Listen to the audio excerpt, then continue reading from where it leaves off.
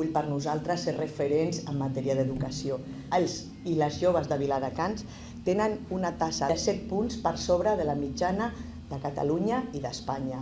I això, sens dubte, referma el nostre compromís i que les polítiques socials, les polítiques educatives estan funcionant. La formació professional és un itinerari molt reconegut, és un itinerari que té prestigi, que té qualitat, que està arrelat al territori i encara n'ha d'estar més. Hem de tenir aquesta connexió entre empresa, institució, els centres educatius. Em sembla que és una cosa que aporta valor, aquesta col·laboració, que efectivament hi ha una altíssima inserció i per tant això ho hem de posar en valor.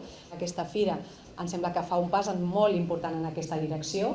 Al final, orientació, proximitat i qualitat em sembla que és un trinomi molt positiu en matèria de formació professional. Considerem que és fonamental contribuir amb aquesta divulgació de la formació professional, on veiem que realment els camins i els canals d'entrar en el món laboral via la formació professional donen molta sortida i ben bé sabem que tant a la universitat, però molt segur a la formació professional, la inserció és pràcticament del 100%.